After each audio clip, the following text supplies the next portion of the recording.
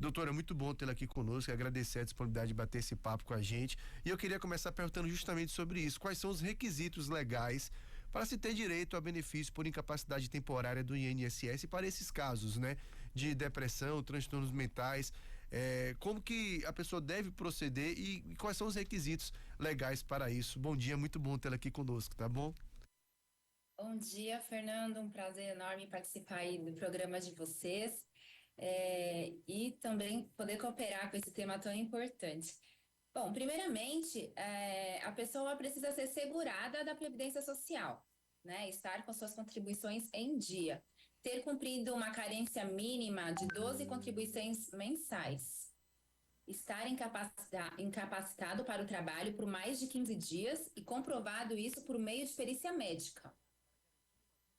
Basicamente, são esses os requisitos. Perfeito. E como fazer essa solicitação? O caminho que deve ser percorrido para isso, porque e a necessidade também de se ter ajuda especializada nessa hora, porque vamos lá, a pessoa está enfrentando um problema, né, vamos colocar como exemplo uma depressão. É uma pessoa que tem pouca motivação para fazer as coisas por conta, né, da condição mesmo que a doença traz para ela. Qual a importância de fato de buscar um profissional para essa área e como proceder? Sim. Bom, primeiramente, existe o contato no telefone 135, né? E tem a opção de fazer pelo site. A pessoa sendo impossibilitada de fazer dessa forma, ela pode procurar, com certeza, um advogado especialista na área para auxiliar com esse pedido.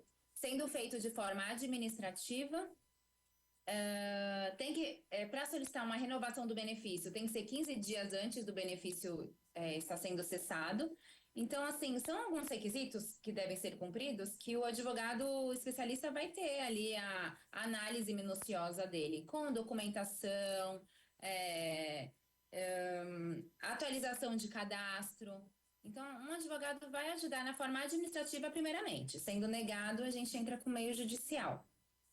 Quando fazer isso, doutora? Porque, vamos lá, toda e qualquer doença a gente sabe que tem um período de atestado médico e a partir daquele período a pessoa de fato precisa ingressar com o processo no INSS para o afastamento. Nesse caso de depressão, transtornos mentais, como é que funciona em relação à questão dos prazos, quando a pessoa deve de fato fazer essa solicitação e quais consequências, né, que a pessoa tem de perder esse prazo, de fato de não dar entrada no INSS? Olha, perdendo o prazo, a gente entra com recurso administrativo primeiramente, justificando as razões pelas quais a pessoa ficou impossibilitada de fazer todo esse procedimento. Ela precisa ser segurada de forma mensalmente, não pode ter nenhum lapso aí sem para não ter que pagar de forma atrasada e com multa, né? Com atualização e tudo mais. Então, assim, ela precisa estar segurada todo mês, tudo certinho, né? Regularizado para ela poder fazer esse pedido. Mesmo que ela perca o prazo, ela consegue fazer esse pedido junto ao advogado. O direito dela não é cessado. A prorrogação, ela tem duração de 30 dias. Mesmo assim, se ele estiver incapacitado, ele tem mais 30 dias para fazer o pedido. Então, a gente Perfeito. consegue controlar e Pode concluir. regularizar isso. Pode concluir, doutor. E aí eles têm que estar com pagamento em dias, tem que ser filiado ao INSS, mantendo sempre seu status ativo. Então, isso é sempre com uma coordenação, uma gerência de um advogado aí para realmente não ficar com aquele problema de ser negativo e voltar, né? Então, tá regular mesmo, para não ter problema. Eu queria falar justamente sobre essa questão da negativa, porque é uma reclamação de muita gente, né? A tal perícia do INSS, que muita gente faz essa reclamação. Pô, tá tudo certo, minha documentação, fui pra perícia e aí tive a negativa do INSS e vira de fato uma novela na vida da pessoa, né? Que vai, volta, faz novamente, não consegue o benefício, não tem condições de trabalhar, muitas vezes tem que voltar para trabalhar. Para não perder seus proventos, porque teve a negativa do INSS, mesmo sem ter a condição para tal, né? no caso de transtornos mentais, no caso de uma depressão, como é que acontece essa questão da perícia e a própria questão da negativa do pedido? Como proceder nesse caso para contestar a negativa? Existe uma demanda grande nesse sentido? A pessoa está com todos os laudos ali e acontece de ter uma negativa também? Pode acontecer? A doença, ela tem que ter um nexo causal com o trabalho, né? E mesmo não tendo, essa doença, ela tem que ser, como posso dizer? Tem que ser periciada por um médico mesmo, não tem jeito, é a perícia que vai dizer. Então, a gente pode impugnar, ter mais laudos médicos, é uma coisa mais pericial, né? Cada caso é um caso. Mas se não for constatado que tem um requisito, que tenha realmente a doença que dá ensejo aí a ser, ter o auxílio, a gente recorre até o final, primeiramente de forma administrativa, depois judicial. Então, assim, tudo é ligado à perícia médica mesmo, não tem uma coisa que o advogado vai fazer, é perito médico essa questão, é cada um, né, cada paciente. Então, são com laudos, com mais médicos, do INSS, do hospital que o paciente já passa, enfim. Quanto mais laudos para justificar a doença e ser positiva aí a perícia, melhor.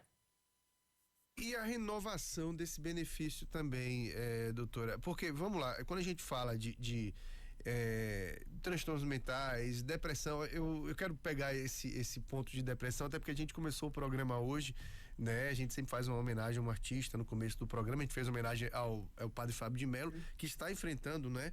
Um processo de depressão, tem publicado nas redes sociais a luta dele e tudo mais. A depressão, até porque é um problema que tem assolado muitas pessoas. E a análise, muitas vezes, né, é um pouco subjetiva, né? Sobretudo para gente que não tem esse conhecimento mais técnico nessa área. A renovação do benefício também, como é que ele vai acontecer no momento que a pessoa não se sente pronta para voltar a trabalhar, o prazo está chegando, como é que ela deve proceder nesse sentido? 15 dias antes de cessar o benefício, tem que pedir a renovação, com novos laudos médicos, atestados, laudos, enfim, né? E fazer a solicitação via INSS.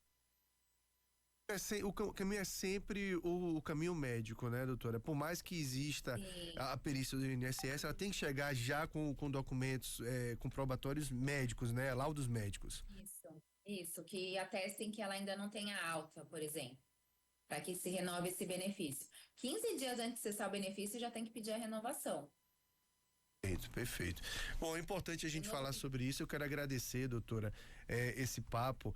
E é de fato algo que as pessoas falam um pouco, né? Que é o direito das pessoas que enfrentam qualquer tipo de problema, de transtorno mental, de problema com depressão, a ansiedade, que a gente sabe que é um mal, né?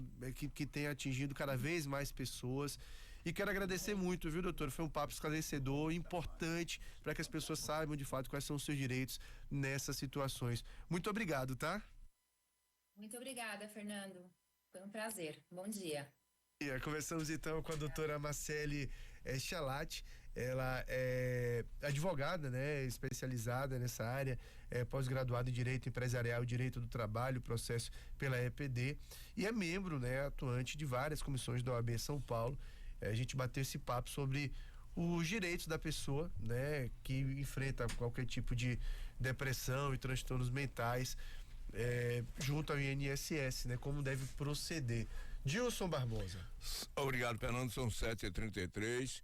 Olá, Feira, região. Imagine você morando num bairro planejado com diversas opções de lazer, ciclovias, quadra de esporte, futebol, academia ao ar livre, parque infantil e muita área verde. Show de bairro 100% aprovado. Tudo sem taxa de condomínio. Corra, agende agora mesmo a sua visita ao Parque Universitário e venha surpreender com tudo que preparamos para você.